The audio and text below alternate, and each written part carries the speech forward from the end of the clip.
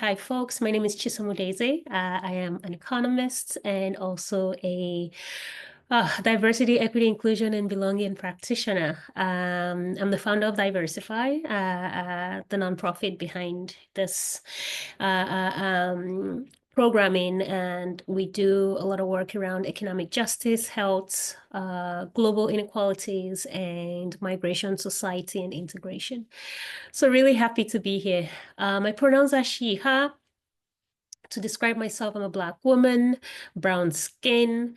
I'm wearing a pinkish, I'm wearing one of those colors that make me doubt if I know what colors I'm wearing, but I'm wearing like a pinkish shirt, actually by a wonderful organization out that I love. It says Men of Quality. You might not be able to see it, but maybe when I'm moving around, it might come.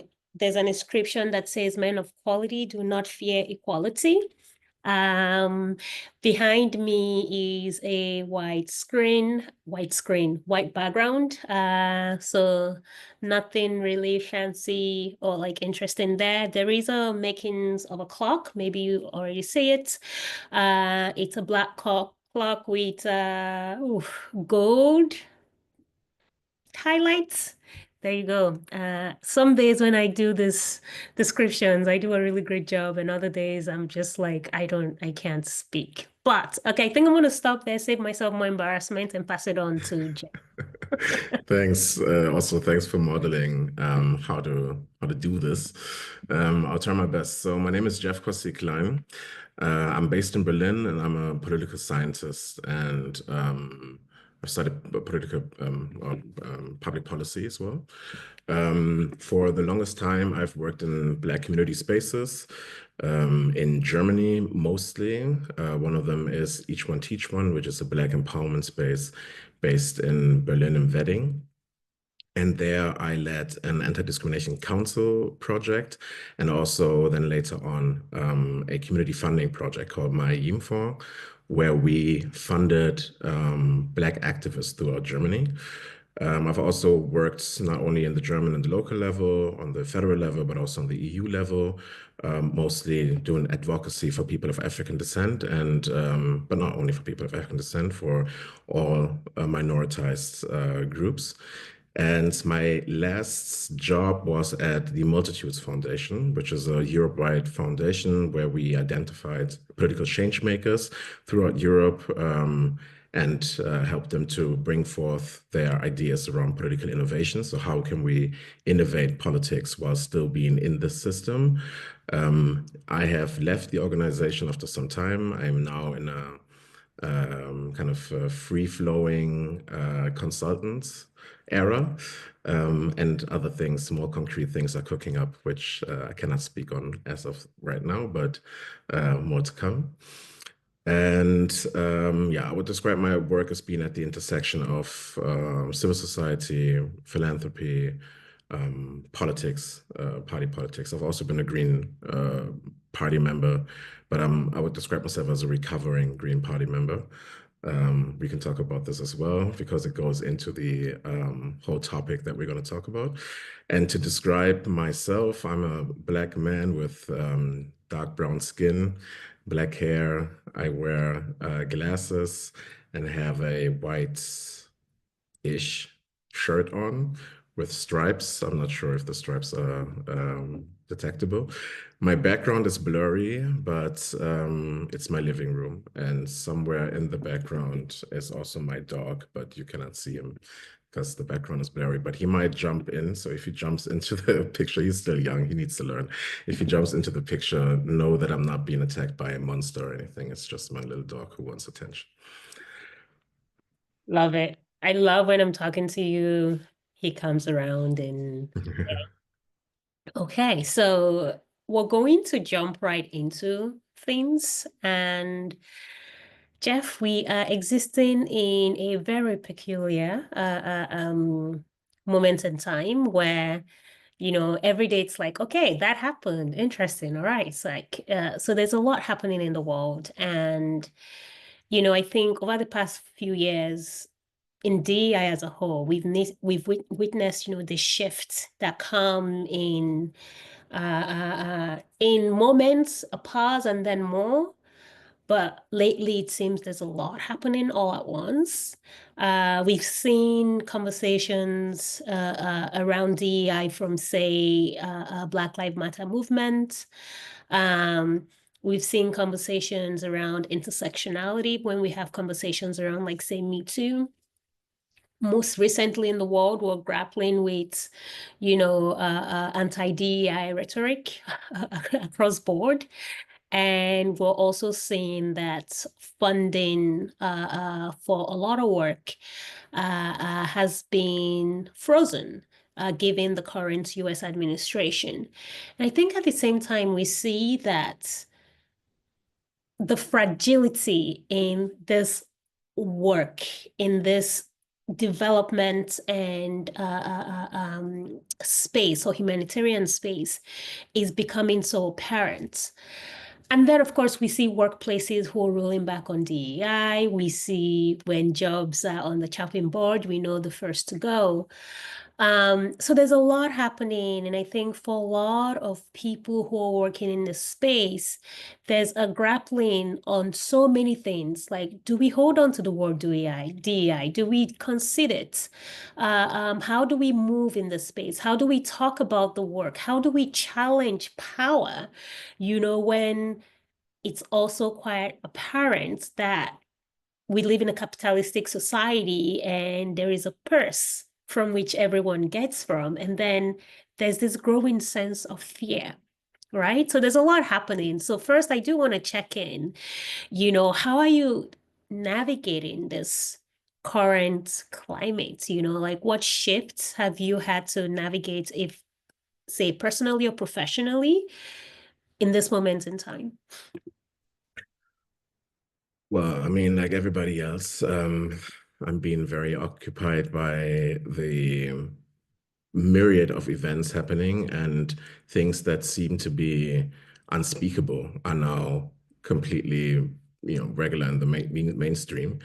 I think what helps me to shift through this to this moment and to understand, what to focus on, maybe how not to be distracted, is to be very level-headed and clear about what is happening and where the danger, so to say, is coming from.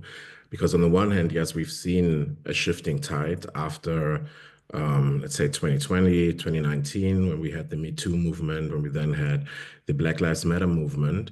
There seemed to be a moment where there was this was a chance, so to say, to create a more inclusive world. And it was always obvious that this is not going to be coming without any resistance, that there was not going to be any backlash to that. So that is kind of the normal cycle of things, to have a backlash, and the pendulum kind of swings back and forth,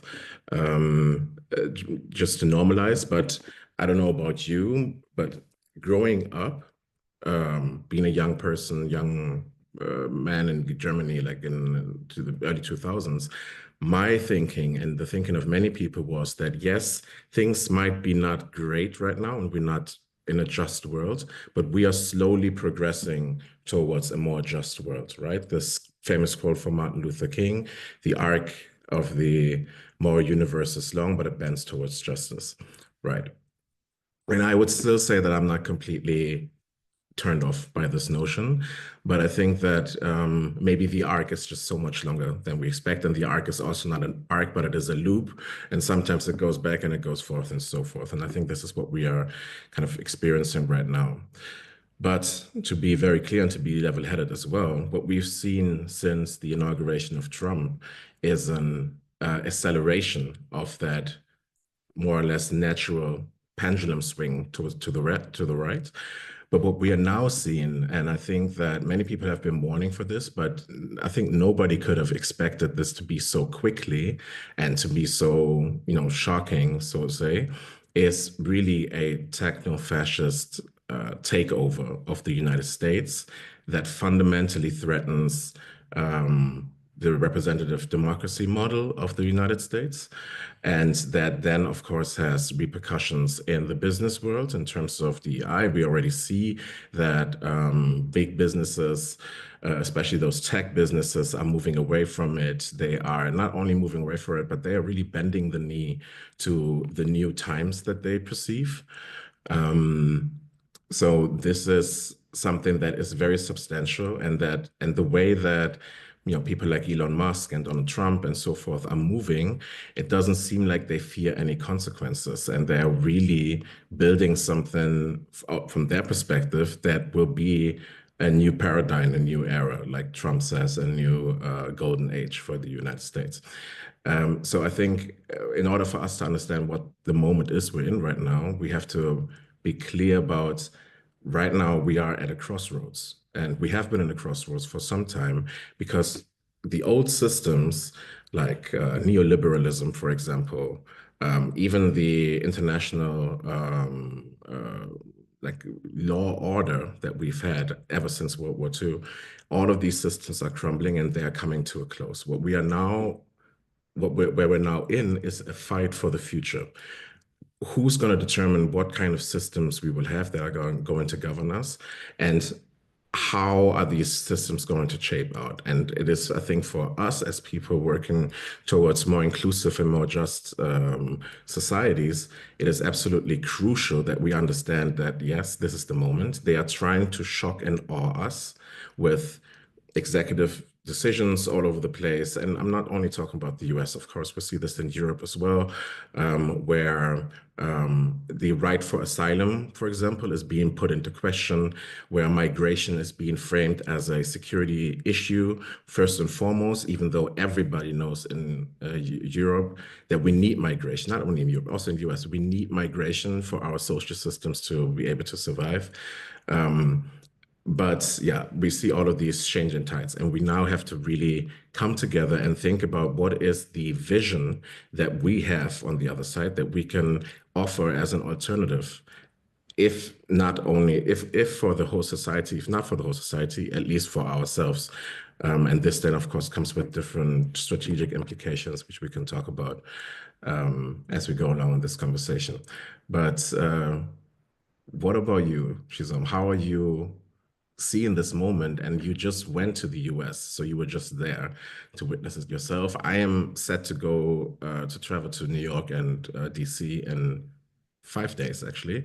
So please tell me what to look out for. Right. Okay. Oh, how am I handling it? Honestly, I go up and down in what remains. Okay, let me start before. I've had days of just overwhelm, to be honest. I was particularly impacted by uh, the funding freeze that affected so many people across the world. Because in one day, in a span of an hour, I heard from 6 friends who had been laid off. And I honestly just cried because I didn't know what to do. And a lot of these friends, some of them as, sole parents, single moms, only sole providers in their households. And a lot of them also, people of color, people who carry marginalized identities. And it just felt overwhelming not knowing what to do and trying to navigate that with where do we go from here?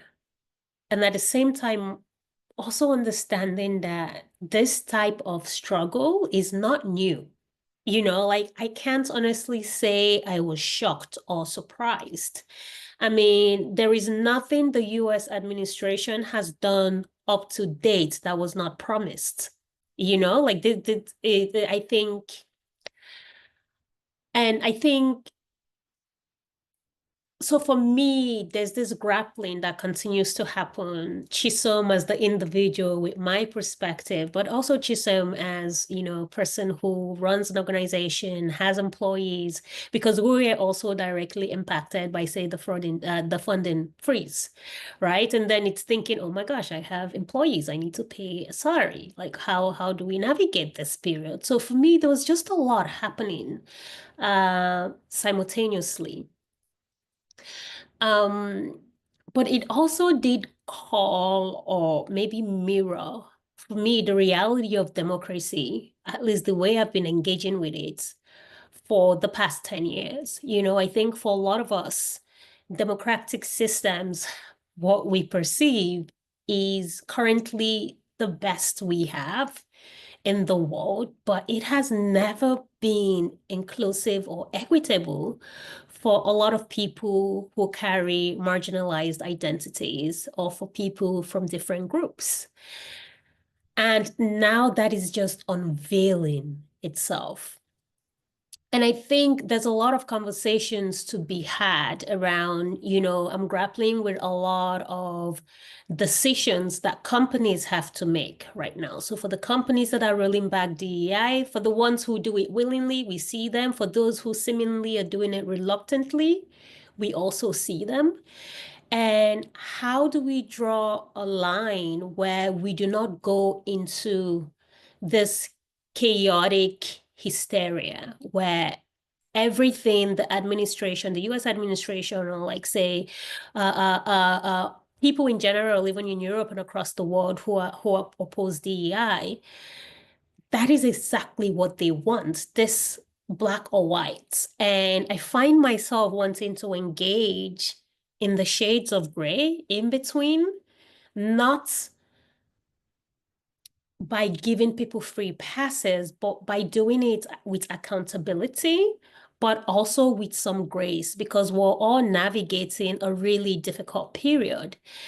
And Jeff, we spoke, some weeks ago, and something you also said has stuck with me since, where I was thinking about when chaos happens, oftentimes it is the people who are already suffering the most that show the most grace, that show the most love, that have to extend an olive branch. How? Why does that continue to be the case? And again, as the pendulum swings, at what point do we say enough? At what point do we say, okay, how do we move forward in the world? And how do we build that collective power to be able to do so? So honestly, like I can't tell you that this is a straight path for me. Like I think some days I'm swung, I feel beaten up, quite honestly. It's just so much happening in the world and trying to navigate it and trying to navigate it with grace, but also recognizing that some days I'm just really pissed off, you know? For sure. I think, yeah, this navigating this with grace and trying to hold on to our humanity is super important because you asked the question, when is enough enough? Um, I think that I'm not sure if we should go the path of deciding, okay, this is the end. We will not extend olive branches anymore. We will not be open to inclusion and so forth, because if we do that, we will also, of course, lose our own, our values and what makes us who we are to a certain degree. But on the other hand, of course, we need to be smart about this. And we need to understand who are people to work with and what are structures that we want to continue to be dependent on, and how do we get out of this dependency. So one example, the state funding freeze. And I don't want to just be on the American side, but we know that everything that happens in the US at some point will happen in Europe as well. But what Europe is also experiencing right now is a moment of truth to a certain degree. Europe has to be more independent from the US, certainly when it comes to security, because they have made it very, very clear that Europe's security is not the US's priority anymore, or at least, or any priority maybe. But this also goes to, yeah, the kind of strategic rethinking that we need. we need to think about ways of how to be independent as Black communities, as POC communities, as migrant communities, as civil society, as the exploited classes. Um, because when we are dependent on state funding, then exactly this is going to happen, what just happened. Once the political tides shift to a different position, funding will be frozen. The corridors of what to say, the Overton window has shifted to the right, so that everything that we used to advocate for more inclusive societies is being seen as radicals, being seen as extremes, being seen as left, and all of these other labels that are being given. I think one of the most important things for us is to be independent of these swings. And this is independent on a financial level for sure. Um, we have rising middle classes, for example, Black middle classes, POC middle classes all over Europe. So I'm wondering, are there not paths for us to build, for example, community funds that are grassroots, that are funded through our community and for our communities, and through which we can fund certain programs? This has to be possible. And it has been possible because if you look back, for example, the civil rights movement, those folks at the Black Panthers Party, the folks marching behind Martin Luther King, the Nation of Islam, and so on, and all of these organizations, they did not get government funding. Obviously, the government tried to fight them tooth and nail. However, they were able to finance what they wanted to do. So I think that with government funding and relying on this, also comes maybe a certain level of comfort. And we are in times right now where I don't think, can really afford to be comfortable in that sense, but we have to actually build and work on our independence. And I know that is easier said than done. I mean, we're all trying. I've been trying. But I think that this is an imperative right now. It's not just well, at some point we should be independent. It is something that is an imperative because otherwise, yeah, our work might just not be possible anymore to a certain degree. But we don't only have to be independent in terms of finances. And also, by the way, being independent can also mean to have different funding streams, right? To have a diversity of funding streams as to not be depending on just one funder. On top of getting grassroots funding. But then we also need to be independent in terms of the direction of our work. For the longest time, we've been doing awareness work, and I don't want to dunk on doing awareness work or educational work. I come from this, I've been doing this a lot. But the question is, what empowers our community in that? Are we doing this awareness work and kind of trying to convince people, especially majority societies, are we trying to convince them of our humanity and explain to them over and over again, hello, hi, we're Black people, we're POCs, we have rights too, and we are also humans, by the way?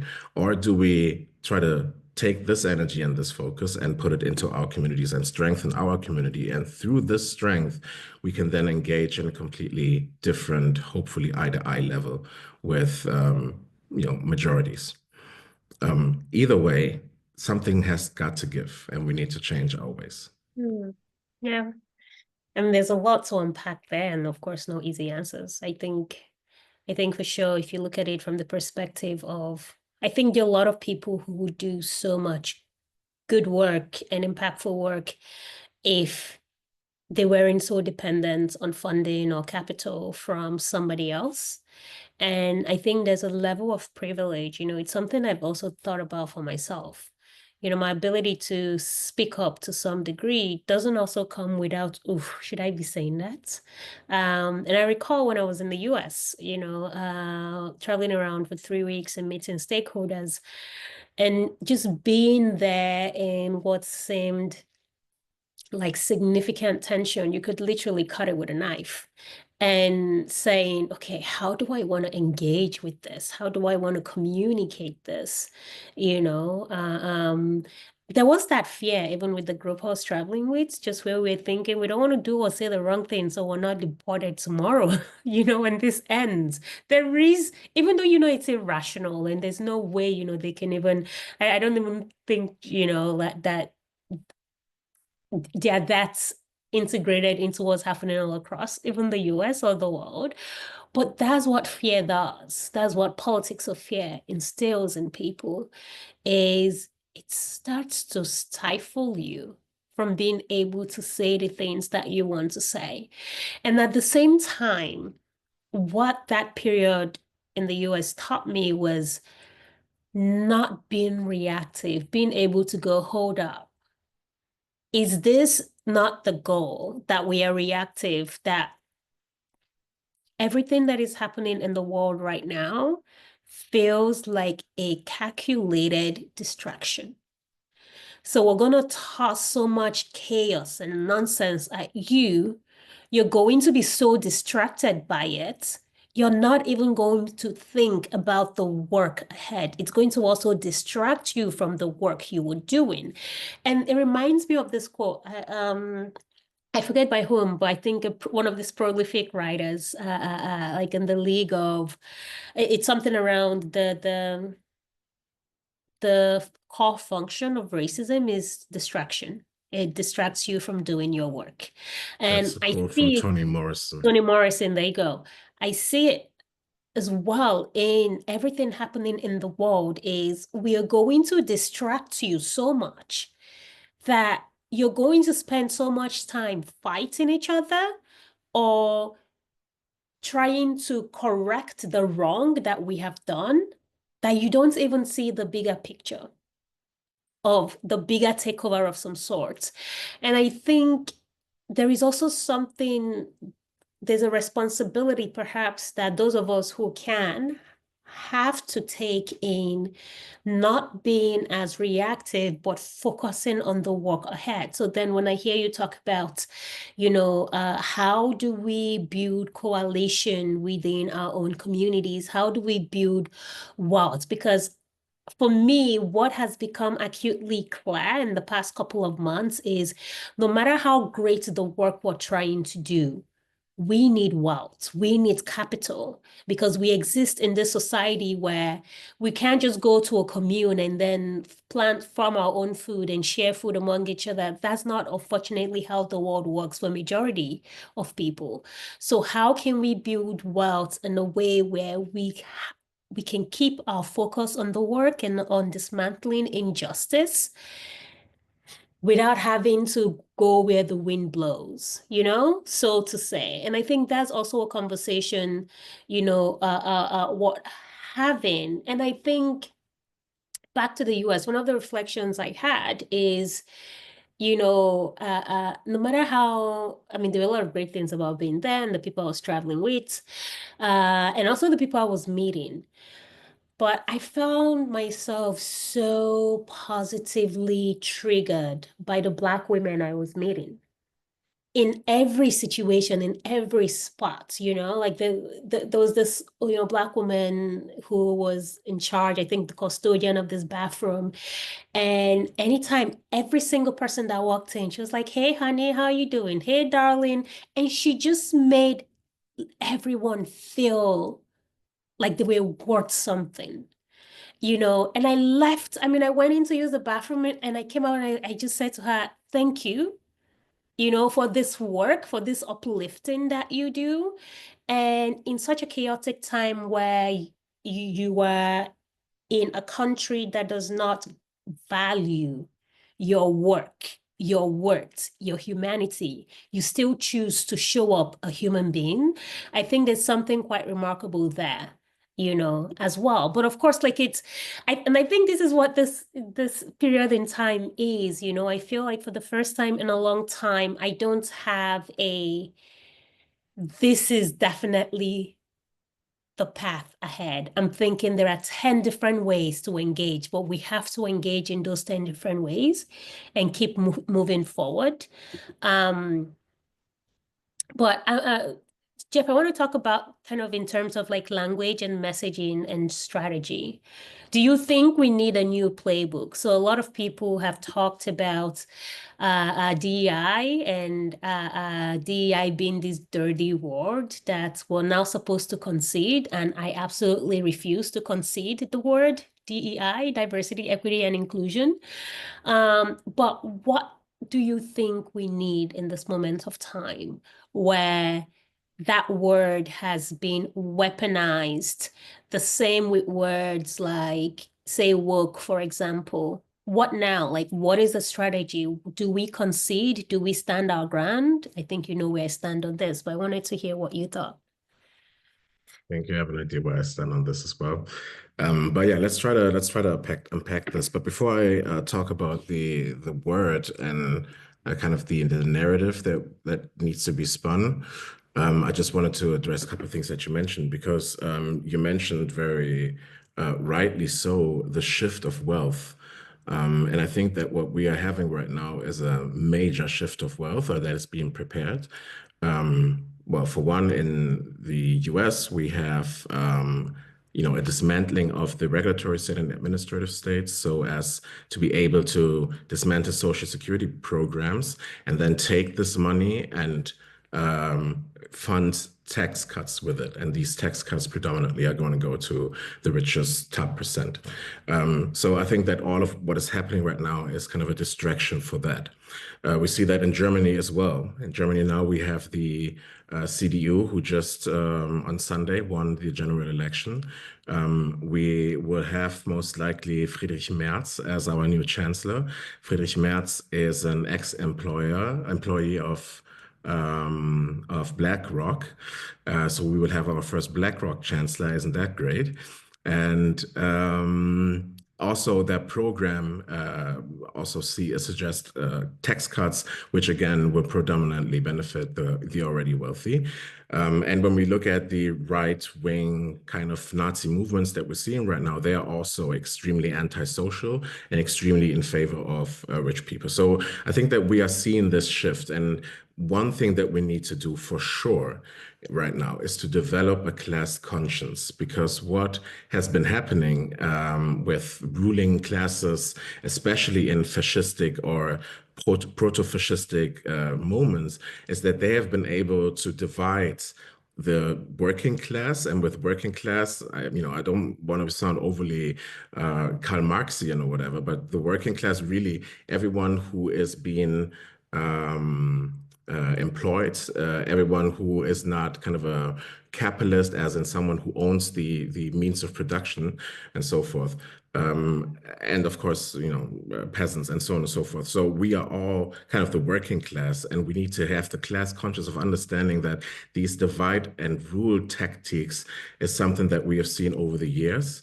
Over the millennia, and we are still seeing this, obviously. So one way for us to go forward and to,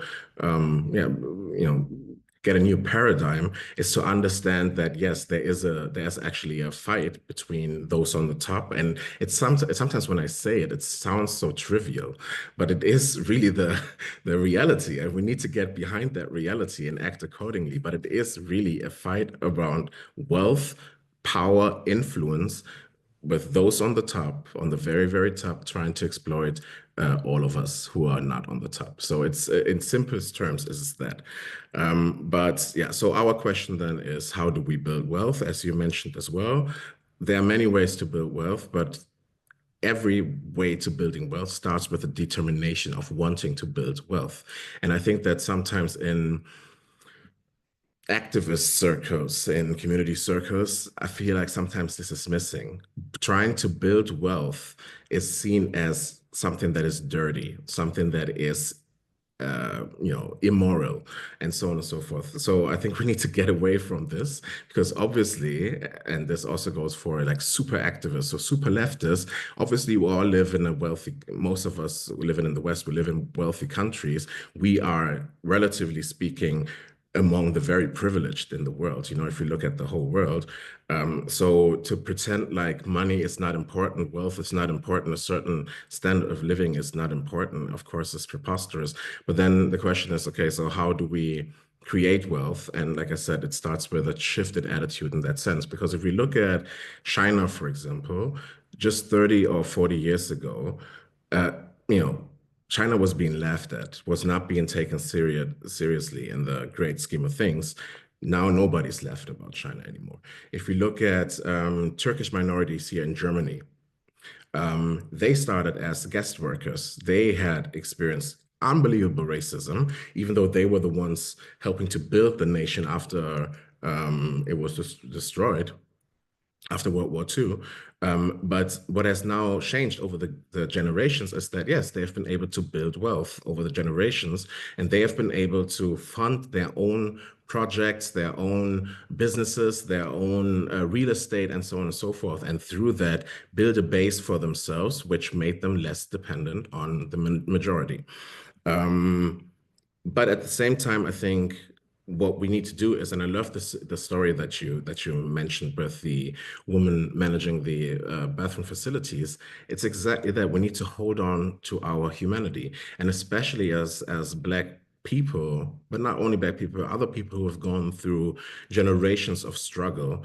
What has always been remarkable, and what has always been a hallmark of our resilience, is the way to create and to still hold on to beauty in the world, even though there is um, so much evil. I don't want to go with evil and beauty, but even though there's so much destruction, there's so much oppression and so forth around us, to hold on to this. And I think that now this is important, and it has to be the groundwork of this new narrative, these new ideas of how we want to live together. The very foundation of it needs to be love, as Bell Hooks has said in her beautiful book, All About Love, that we need to have a love ethic that kind of permeates everything that we do, that permeates all of society, all of the organizations that we build. And through this love ethic, we can then, of course, talk about things like inclusion, of course, talk about things as, being able to speak your mind, and all of these other things. But I think that if anything, we need to double down on, much of, the things that we are fighting for, especially now that the tides are shifting towards a dystopian future, especially now that the stakes are so high, with the other side, so to say, having all of the technology and having created these clouds feudal systems where we all just reside, and we cannot get away from this. I mean, we promoted this thing via this conversation. We promoted it via Instagram. We were in LinkedIn and so forth. So we cannot, and I just ordered something from Amazon. So we cannot escape this necessarily if we want to still live a modern life. But the question is, yeah, the narratives that we are spinning. So I haven't answered your question, No, but I will but come to this later. actually, yes, I think I actually want to talk about narratives, because I think I think this is also where we should challenge ourselves. I think we're thinking about this from, and while we might have different ways of thinking about things, I think our values converge, right? I think the people who are on this call probably have similar values as us. The reality, though, is there is 50% of the world, maybe more currently, that disagrees with us, right? And so this is where we find ourselves, with this growing divide where we are polarized on our own values, and we're standing firm on those values. And then there is another group of really great people who probably also love each other and love their families and make people feel wonderful, who believe that trans people should not exist, who believe that a group of people should have power, who believe that women shouldn't have the fundamental rights over their own body or agency. There's so much, right? That from a value and ideological divide, there's such a huge and widening gap. If we were to talk about the Trump administration, I mean, that administration was voted in by 50% of, almost 50% of a loving country, so to say, right? Those people have families that they care about. So I wonder, though, so there's this, how do we move forward, right? One half of something cannot move forward towards good together. And this is where I'm really trying to challenge, those of us who do this work, those of us who care, those of us who believe that love will see us through. And I think I'm also seeing a comment here from somebody who kind of just who I think was trying to frame something similar about how do we engage? How do we bridge this gap? Do you think we can engage? Are we even willing to do that? Because there's that thing about, I'm forgetting everybody's name because of course, like I'm quite tired, but the points being like, was it, what's his name? We can agree to disagree unless that agreement denies my existence to exist. Anyone who knows what I'm talking about, please toss that into the chat. I think it was maybe from this Black prolific speaker, writer. I forget his name. The man who moved from the US to France for a bit. Okay. Baldwin, Yes, James Baldwin. Baldwin. Yes, thank you. So I remember them even if I forget the names. But so can we talk about this a little bit though? Because I think we need to lean into this, right? We're preaching to the choir, but there's I another would, people. Yeah. for sure. I would challenge you a little bit though on the assumption that there's 50% working towards completely different goals. I think it is seductive to think in these ways, in these binary ways in a way, but obviously, and I know that you know that as well, that it is much more complex. And I think that on a fundamental level, human beings are very similar. We want the same things, we want to be able to express ourselves, most of us at least. We want to be able to live in peace or at least relative peace. We want to be able to live secure. We want our families to be able to thrive and ourselves to be able to prosper. On a very basic level, I think every human being wants that. What we are seeing in all of these systems of oppression and systems of division is that we are being pinned against each other in the fight for resources, be it hard resources that we can touch or even intangible things like education. So access to societal goods, for example. Well, this is always a fight between for these resources. And I think that many people, maybe not people who are, knee deep into the mega cults ideology or the AFD, cult-like structures. Maybe we cannot get to them, but we can definitely get to other people. I'm not saying that this is our burden to take. That's another thing.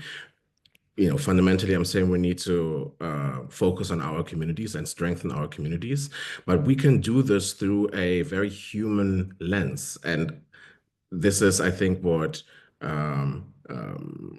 and now I'm starting to forget names. Bell Hooks. This is, I think, what Bell Hooks was also trying to say. It's not the idea of a naive, oh, love will see us through and we just have to love each other and then everything will be fine. But if we are going to build a system that people can get behind, if we are going to build a system where we will not have exploitative, or at least we can minimize the level of exploitation, it needs to be something that human beings in their most core fundamental values and needs can get behind.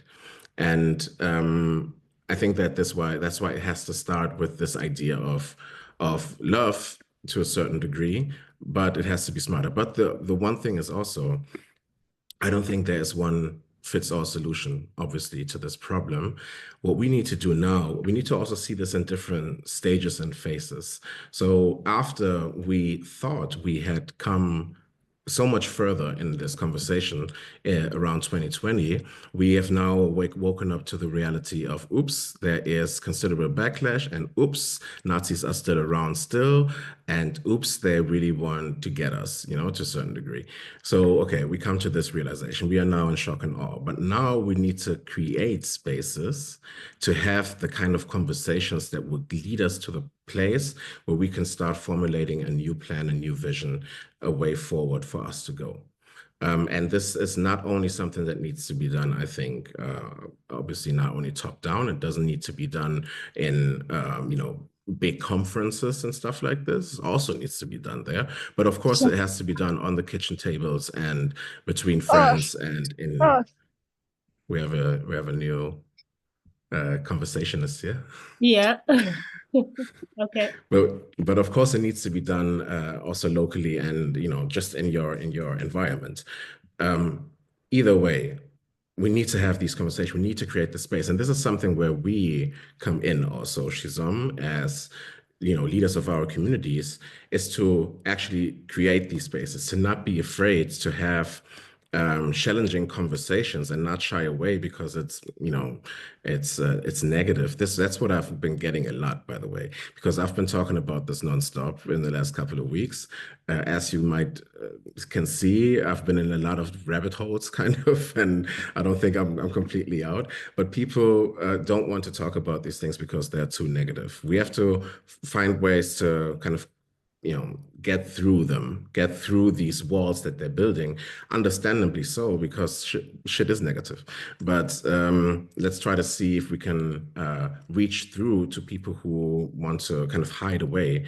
And yeah, then, like I said, create these spaces where we can have conversations and, most importantly, formulate a plan at some point. But for us to do this first, what is the vision that we're working towards? What is your vision, your personal vision that you're working towards? Hmm. Yeah. I I'm reflecting just what was coming up for me as I was here, listening to you speak. I'm reflecting on exactly what you said in the beginning around, of course, it's easy to just say, yeah, 50% of the country chose this or 50% of the world, and that is not the case. But I wonder if we need to start having conversations differently as well, because while in the US, I spoke with a lot of Republicans, for example, and I spoke with a lot of young people who voted one way. And I did ask them, why did you vote? What policy did this person have that made you vote? And sometimes I got answers like, my family has always just voted this. So there's no policy per se. I'm just following the crowd. Right. I had a conversation with somebody else who shared that they were afraid of immigrants and that immigrants were committing crimes. So I went ahead and I asked them if they knew the percentage of immigrants in the country who actually commit crimes, and they did not know. Another person was worried about the fact that trigger warning, but for um, abortions, women were using abortions as birth control. And I did ask them, what is the percentage of women who use abortions as birth control? And they did not know.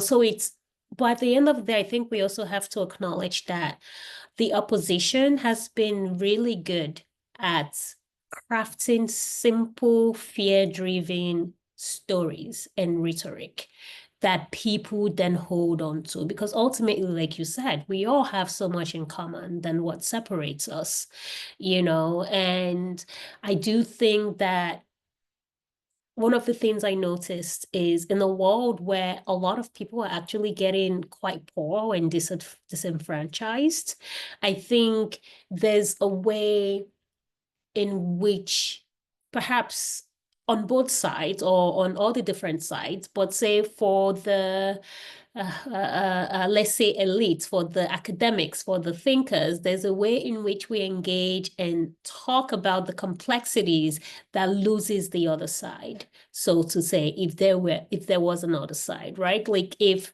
we're talking to, for example, people who are impoverished and they're struggling to, even put food on their table because prices are going up, then we drill into that fear and politics of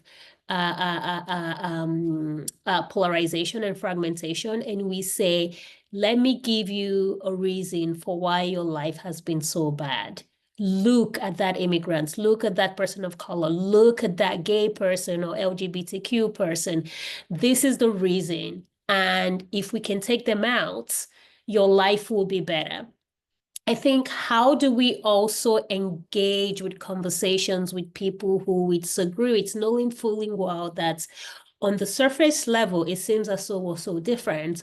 But when we're able to go past that and engage, we see that there is room for us to actually find common ground.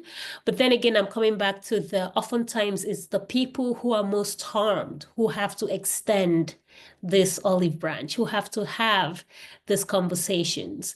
But a conversation needs to happen, nonetheless. And I think in terms of your point about love, I think love becomes so I think it's the thing that is so hard to do sometimes because sometimes it's just easy to be mad and to be angry and that almost it's something I'm still trying to grasp, so to say, because do I love it's difficult to love something that does not love you back, so to say. And and I think this is where I'm actively finding myself in this torn between love and grace, but also knowing that sometimes I need to be like, nah, I'm not going to do this. I'm not going to engage. I need to figure out how to build for myself. And Tandy and I were actually talking about something quite similar recently where we shared about it's also really difficult for I'll speak for myself to just disconnect from all of it because I know that when things go bad, it will get bad, like it will get worse for people like me. So I have my days where I'm just like, no, I'm done, hands up in the air, not doing this nonsense anymore. But then the next day I'm gonna be like, come on, Chisom, you have to keep fighting because you're not just fighting for yourself, you're fighting for your kids, you're fighting for people who look like you, you're fighting for people who do not look like you, you're fighting for women, you know? And so that's always hard to grapple with, but I do think one thing that I'm absolutely sure of right now, and that might change tomorrow, is we need to find a way to bridge with whoever we think the other side is. But that is where the work is. Like, I find that difficult sometimes to do. Yeah, and also the question is, the timeline in all of this.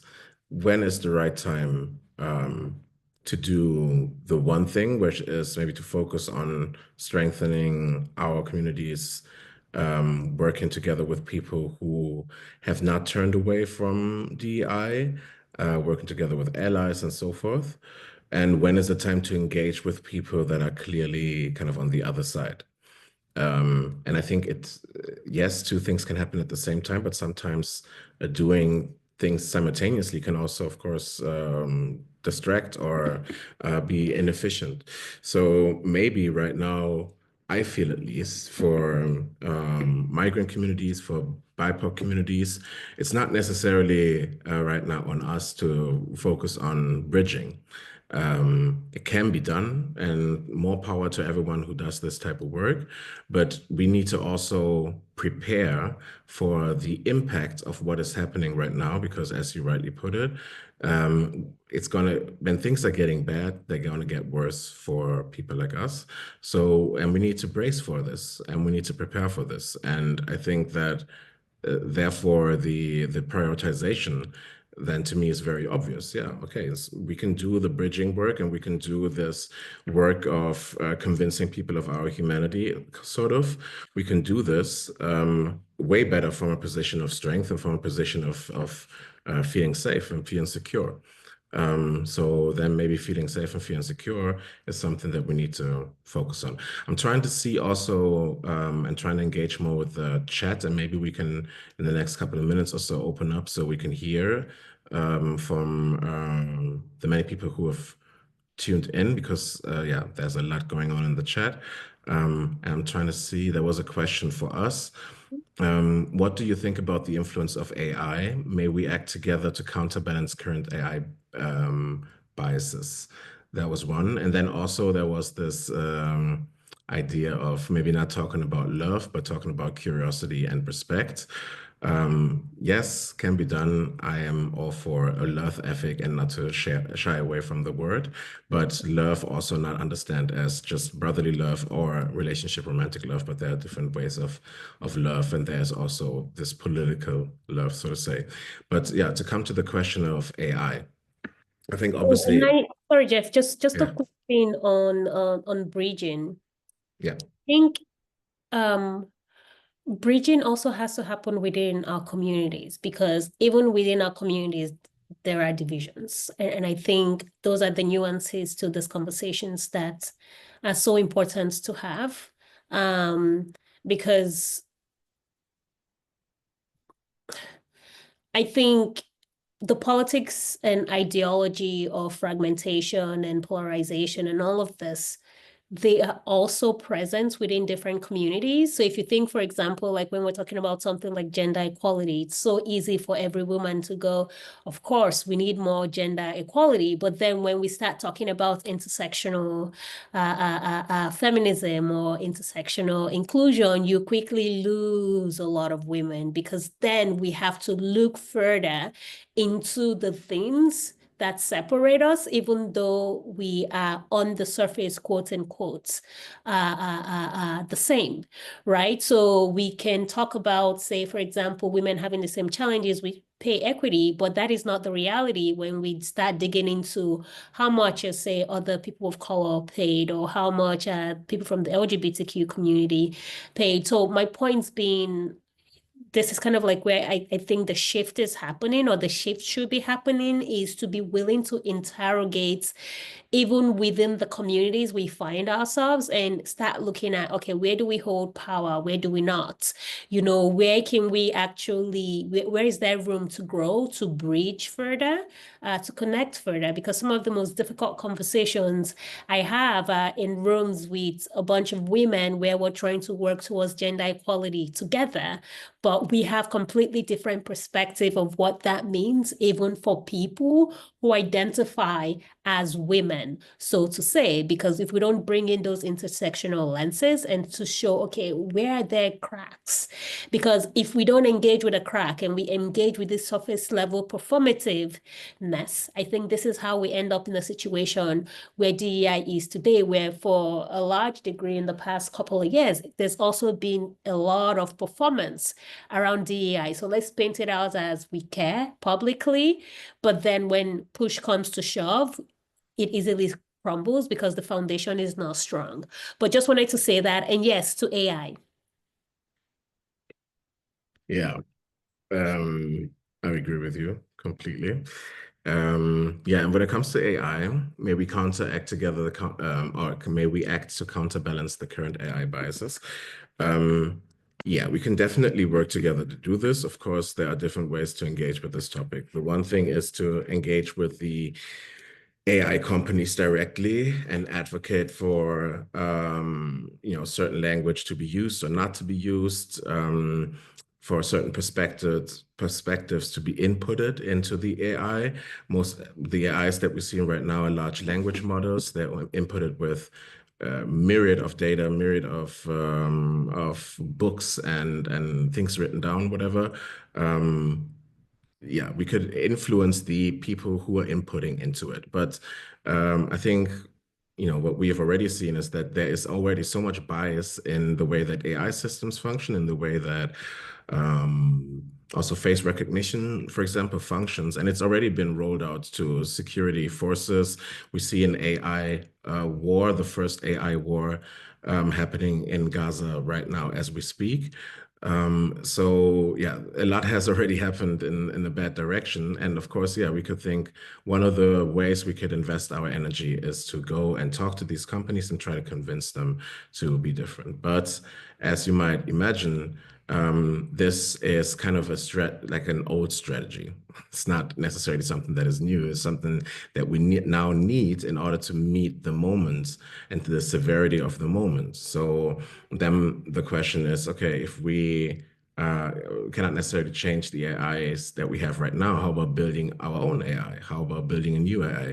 As we've seen right now, just a couple of weeks ago with DeepSeek, you don't need billions and billions of dollars in order to be able to build an AI that is, just almost as good as ChatGPT 4.0. You can actually just, yeah, the Chinese people did it with, I think, with 6 million or so, 6 to 8 million, which is still a lot of money, don't get me wrong, but it is definitely more feasible than that. And I want to bet that there are, POC investors who would love to invest into AI. I mean, it's the hot new thing right now. And if we have an AI that is kind of a community AI or whatever you want to call it, then I think that we could definitely find people who would be interested in doing that. So to all of the tech and kind of startup ecosystem people out here, this is something that can be done. The source is there. It's open source that we can do that.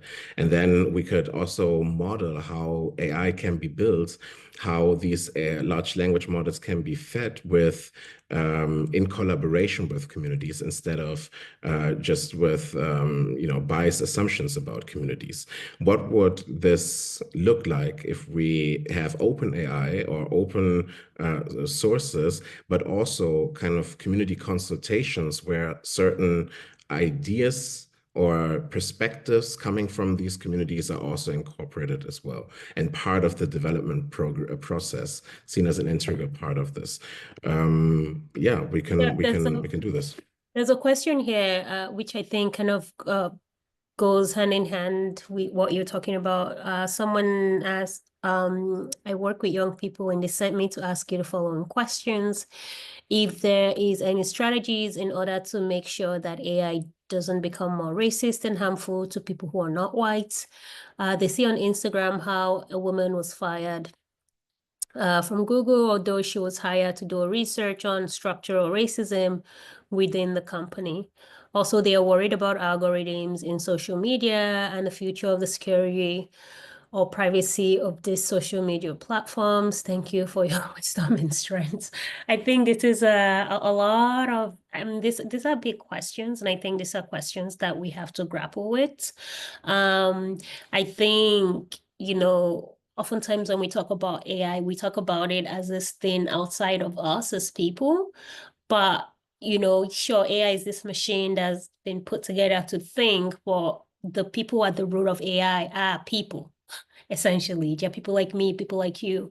And it's the biases that we hold consciously, unconsciously, that are fed into, this thinking machine, the ones and the zeros that become whatever algorithm that helps it, evolve. I saw a post maybe yesterday or today where someone just typed into, I believe, ChatGPT and said, show me a picture of a CEO, and it produced the white man, right? So I think there is no way the function of AI knows that beyond the creator itself and the language that it has been given. So I think that's also where the interrogation needs to begin.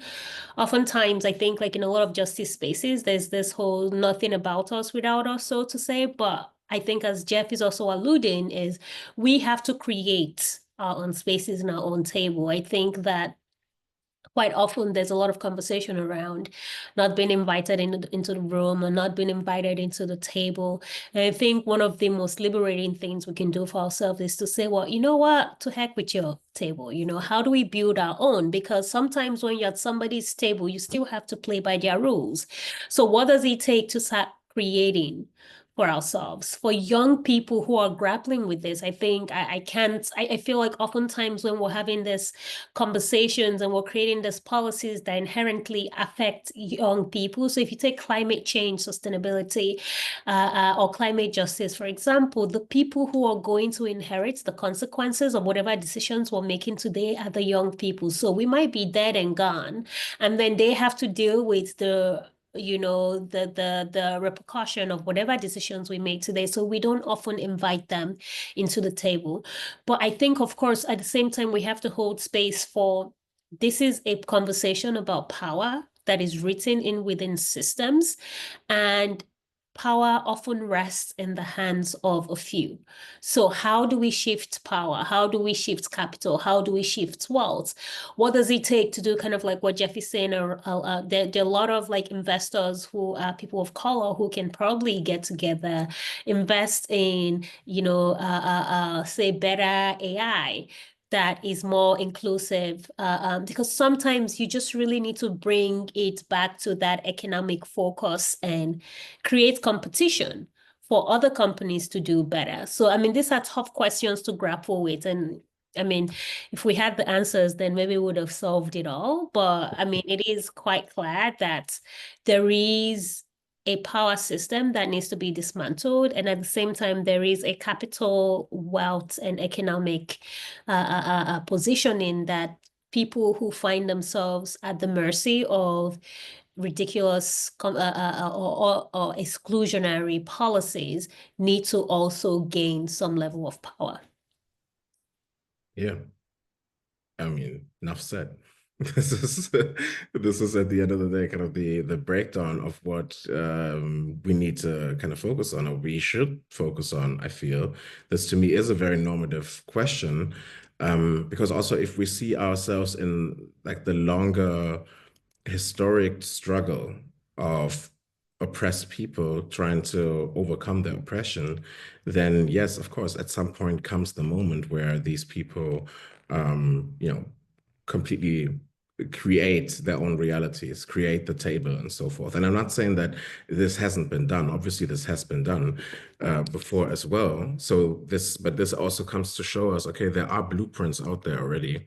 There are models of how to engage, within the African diaspora, but also with Africans. I know we're not in a black only space. Maybe we can talk about the global South as well. But there's much work happening, and our job is also to identify this type of work and identify these other models that are being used to, engage in community, to make decisions in larger communities, or to, how to go about economically. About affairs economically. There are different attempts and models and so forth. And now is the time to do this, to try to find this out. And also for us, as people living in the African diaspora, we talk about this a lot. We need to connect with Africa. We need to connect with people over there. But let's get real about this. Let's get real about, this Pan-African idea about, if you want to go with Malcolm X, the Black nationalist idea of, yes, we don't have to be in one physical location in order for us to understand that we are a nation. And in order for us to, it's not just about nationhood and statehood. I'm not the number one proponent of statehood. I accept it as, this is where we are right now, but I don't think this is the ideal form for us to live as human beings. But this is exactly the thing. We need to get to the point where we can have conversations about these different ideas and different models, and then come to conclusions, test them out, and so on and so forth. And again, now is the time for us to do this. We have the means, we have the technological means to communicate across the world. What is holding us back? And I think that in a lot of ways, what is holding us back is this: we are holding on to the status quo to a certain degree, because the status quo, even though we are oppressed in a way, we are also privileged, especially here living in Europe. So something within us is holding on to the status quo. We want to work to change and tweak the status quo a little bit here and there, so that it is a little bit more, palpable, more, better for us. But at the same time, the system that we're having right now, we know on a global scale, is a completely exploitative system. So again, I think everything that I'm saying always boils down to, we have to take it in our own hands, and now is the time to do this.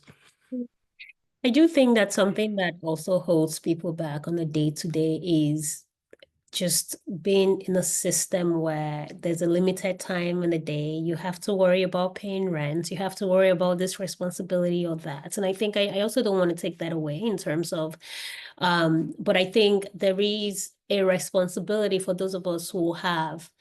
And I think all of us do have spaces in which we can make change. Because I think oftentimes what keeps us or holds us back is that we think, okay, that's not my problem, or it doesn't affect me directly. I'm not losing my job. I can still take care of myself. My communities are not struggling, so I'm okay.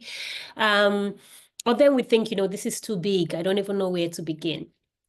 so to say. And I think there's something also worth interrogating there. We can all begin at our kitchen tables, right? We can begin in the spaces where we have, privilege, where we have power to engage.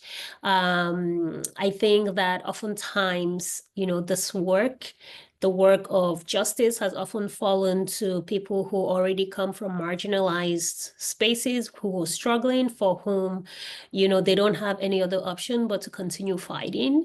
And I think that whether we identify as coming from marginalized groups or not, we also have a responsibility really to be accountable to, is this the world we want to exist in now or in the future, but focus on the now, because there's also this tendency to think, okay, I'll do something tomorrow, but there are a lot of people who are struggling right now. Like if we look at it from even say climate change, climate sustainability perspective, the fact that I don't feel the impact of climate change right now doesn't mean that some people in Greenland are not, or some people in Kenya or Ghana are not already facing the repercussions. So how do we get that collective consciousness around the work to be done? I see there's a question here about merit, and I think since we're talking about DEI and the shifting tides, just to engage very quickly on, how do you view merit, Jeff? What is coming up for you when you hear that? And I think this also was uh, uh, brought up in line with the simplifying message, because I don't think there's anyone in the world who's like, no, no, no, don't judge me by my merits. Like we're all here for merit. Merit is important. But at the same time, we have to ask questions like, who gets to define what merit is and who has historically benefited from that definition? So how do you think about merit?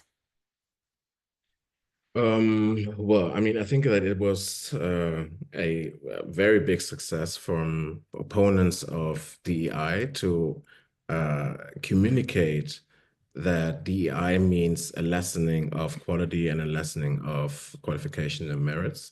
And what they have also done successfully is to kind of uh, conflate being white with being high IQ, therefore being more skilled, therefore being more qualified.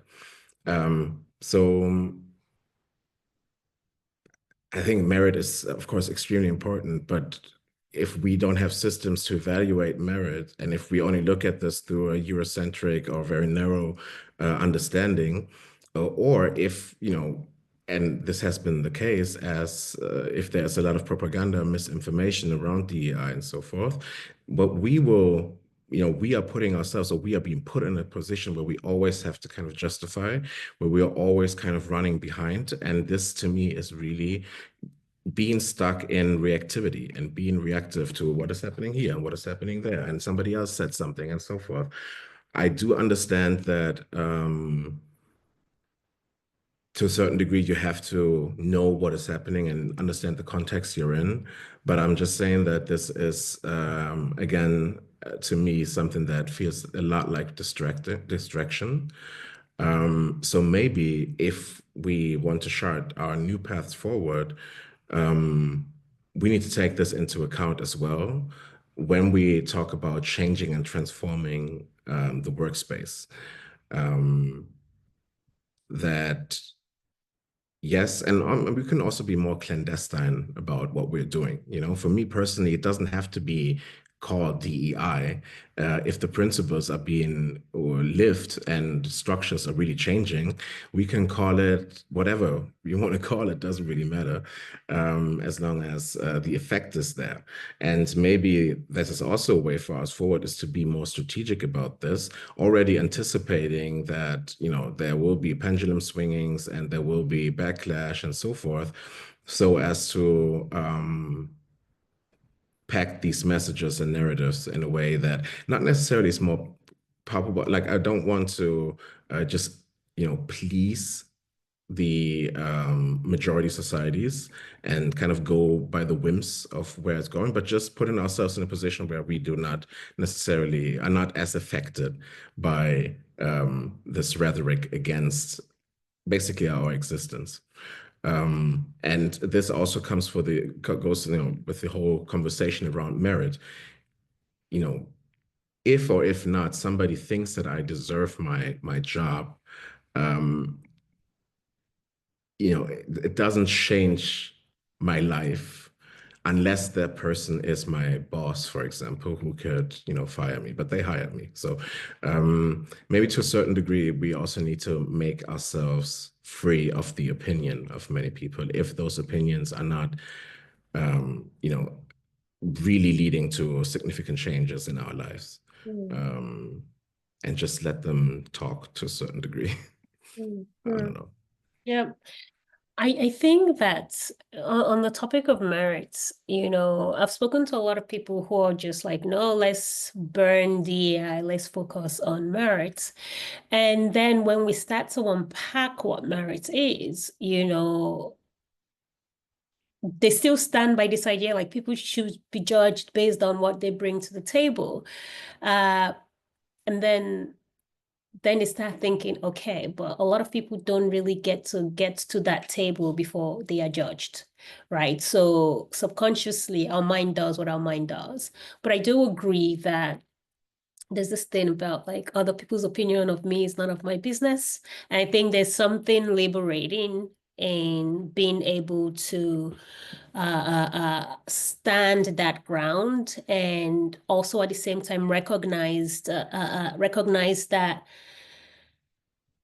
there is a power structure that comes with merit, right? Like if you're applying for work, you are at the mercy of the person seeing you and whether they think you have the merits.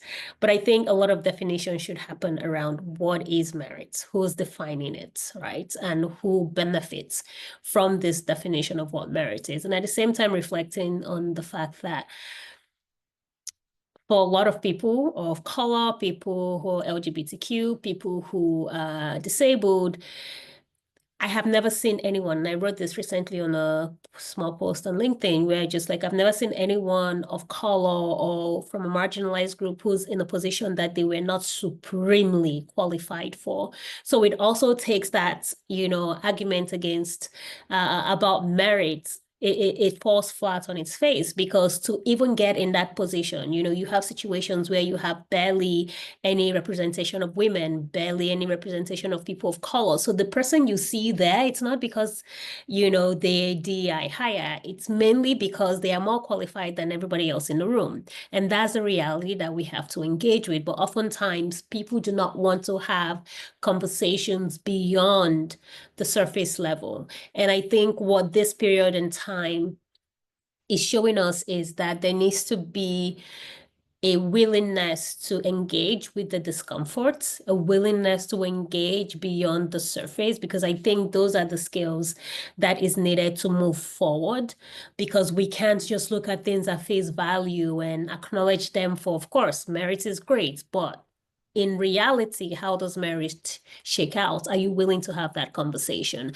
And I think that's where we need to get together as people that will because that's the thing about if you're not being uncomfortable, you're not doing the work, so to say. Um, Yeah, for sure. But also, and this is something that Krista Salo mentioned here in the chat, is that this is a complete myth of merit, of course, and the goalpost is being shifted and shifted and shifted. And therefore, at some point, I'm thinking, let's not continue to chase this cheese kind of and prove our merits to the wider society. But of course, we need to also fight back to a certain degree against the notion of DEI hires being unqualified. But we can do this actually with telling our stories, stories of success, stories of perseverance, of resilience in the workspace, in other spaces. And we can tell these stories to us. We don't have to do this in a way that educates people who do not believe in our humanity or who fundamentally believe that Black people on POC and women in general are disqualified, are not qualified enough. But we can do this in a way that empowers our communities. And that also, of course, then has an effect on people who want to engage with these topics and who want to kind of leave this propagandized disinformation bubble that they're in to a certain degree. I think maybe Um, also, sorry to interrupt, maybe there's an opportunity as well for reframe because I believe that DEI is merit, right? People who are DEI hires, quote unquote, if we're going to play with that, are actually in those roles because they merited those roles. And I think that is what DEI brings to light. DEI ensures that we practice meritocracy, more or less. So it is not in opposition to each other. It's actually one and the same, because what DEI helps us do is that hopefully remove some of those blinders that we have on. It removes some of those unconscious biases that we have on, and it forces us to look at people pretty much based on their merits rather than whether they're, a middle-aged white man, for example. I would agree with this. I think most of the people here in this conversation would agree with this. The question is, do you feel that it is a worthwhile strategy in the moment that we're in right now to continue to advocate for this in the way that you've done right now, which, like I said again, very good explanation of what DEI really is.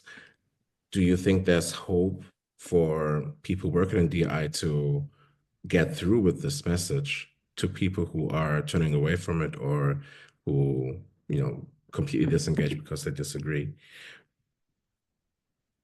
I mean, I think it depends on the room we're in and the need to adapt based on that room, or change, reframe the message. But I do think that there's a lot of reframing that needs to happen to that, because meritocracy is a thing now. People are running with it.